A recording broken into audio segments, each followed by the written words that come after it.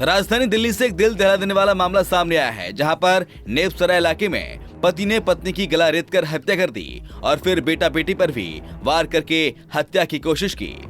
बेटी ने घायल होने के बाद खुद को कमरे में बंद करके अपने आप को बचा लिया और तुरंत पुलिस को सूचना दी। इसके बाद पुलिस मौके पर पहुंची। हालांकि इस हमले में बेटी और बेटा घायल हो गए।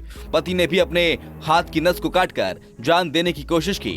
इस मामले में पत्नी की मौत हो गई। वहीं दोनों बच्चों का इलाज एम्स ट्रॉमा सेंटर में चल रहा है। बेटी LLB की तैयारी कर रही है, तो वहीं बेटा अभी पढ़ाई कर रहा है। मामले में डीसीपी साउथ चंदन चौधरी ने बताया कि आज सुबह इस मामले की सूचना मिली थी। पुलिस को कॉल करने वाली लड़की ने बताया कि उसके पिता ने मां पर और भाई पर हमला किया है। पूछताछ में पुलिस को पता चला कि विजयवीर की शादी सुमन से 1992 में हुई थी। इनके 2 बच्चे हैं, एक बेटा और दूसरी बेटी। शादी के बाद विजयवीर और सुमन दिल्ली आकर नेपसराय इलाके में रिश्तेदार के घर रहने लगे। बाद में इनके बीच में घरेलू मामलों को लेकर अक्सर विवाद होने लगा। आरोप है कि विजयवीर सुमन को ये कहकर अपशब्द बोलने लगता था कि शादी में उसके परिवार वालों ने कुछ नहीं दिया।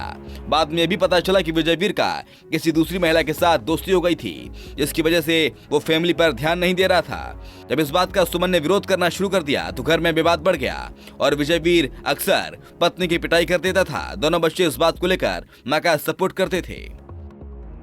जी, आपके यहाँ पर इस तरीके की घटना हुई, क्या पता चला आप लोगों को? किस तरीके से? हमको सुबह जब पुलिस आई है तभी पता चला है कि इतनी गाड़ियाँ पुलिस की किस लिए आई है, क्या हो गया।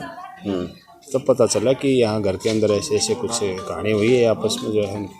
किसने कॉल करी पुलिस को? क्या आप लोगों ने बताया था कि कोई मेड? नहीं, हमको तो पता ही नहीं चला। शायद सुनने में आया कि उसकी लड़की ने बताया कि लड़की की पोजीशन थोड़ी ठीक थी। उसी ने किसी रिश्तेदार को फ़ोन किया, वही आए थे रिश्तेदार। सुपेंद्र जी, इस तरीके की घटना घटी, कैसा आप लोगों को यहाँ पर माहौल है, क्या हुआ था, कुछ पता चला आप लोगों को सुबह में? सर, हमें लगभग 6:15 बजे के करीब जब पुलिस की गाड़ी यहाँ आई और जब यहाँ काफ़ी भीड़ सी इकट्ठी हुई, हमने 6:15 बजे के करीब तब देखा, क्योंकि हमारे बच्चे स्कूल जा रहे थे। तो उनको जाने के बाद मैं सबसे पहले इधर आया। यहाँ पुलिस की गाड़ी खड़ी थी और अंदर जो वारदात हुई थी उनसे हमने पूछने की कोशिश करी, तो उन्होंने बोला कि अंदर कुछ पारिवारिक कुछ हुआ इनमें आपस का।